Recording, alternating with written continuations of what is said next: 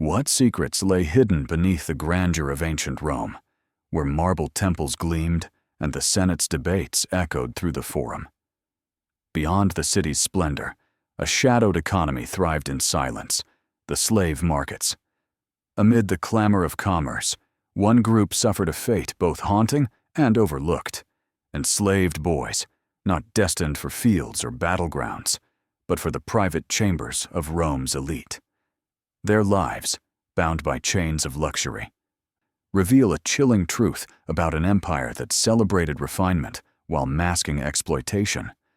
What would it mean to be a delicatus, a term the Romans used for a favored young male slave, chosen for his polished appearance and graceful demeanor?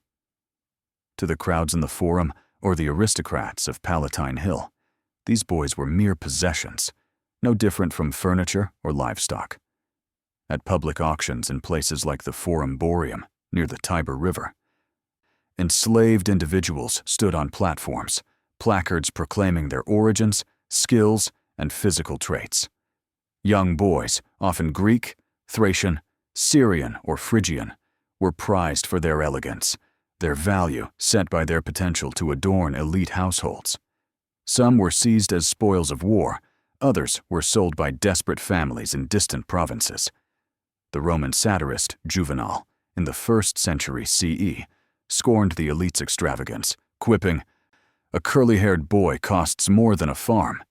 His words laid bare not just decadence, but the empire's moral paradox, where human lives were bartered alongside cattle and grain. Once purchased, the life of such a slave became one of constant oversight, training, and restriction. Those destined for domestic roles in elite households were often subjected to strict discipline, and their days were spent grooming, performing, serving, or simply maintaining appearances. In the private quarters of Rome's elite, where senators plotted and poets recited, these boys lived under tight control in luxurious but confined conditions. The Roman Empire did not merely tolerate this system, it institutionalized it. The buying and selling of enslaved boys for household service was neither rare nor secret. It was part of the luxury economy of the imperial elite. For the most highly valued among them, the situation intensified, because for the emperor's household, ownership was not enough. Control had to be absolute. To the Roman elite, power was not merely exercised through conquest and law. It extended into every aspect of life, including the domination of enslaved individuals within the imperial household. Nowhere was this more evident than in the use of eunuchs in the Roman court, enslaved boys and young men whose altered status symbolized submission, hierarchy, and exclusivity. Within the imperial palace on the Palatine Hill, eunuchs, known as spadones, served as slaves to emperors and nobles. These were not isolated practices, but reflected Rome's complex relationship with Eastern customs. Though Roman writers often criticized eunuchs as symbols of Eastern effeminacy, the elite continued to employ them, particularly those from Parthia and Asia Minor, highlighting the contradictions within Roman cultural ideals. Historical records suggest that castration, though technically illegal under the Lex Cornelia, was at times carried out to preserve certain physical traits favored in elite circles. While Roman medical texts avoid describing the procedure in detail, later sources refer to painful and dangerous methods. Many enslaved individuals reportedly suffered severe consequences due to the lack of effective medical care. The contradiction in Roman law is striking.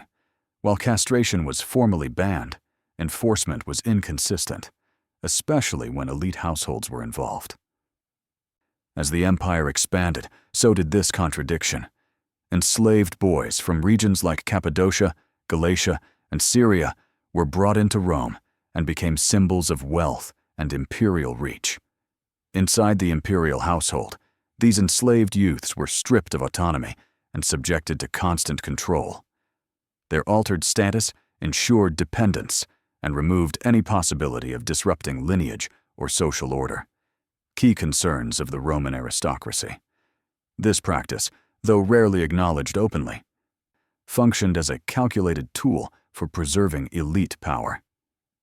Yet for many of these enslaved individuals, life within the emperor's private sphere remained one of ritual, limitation, and unrecognized service.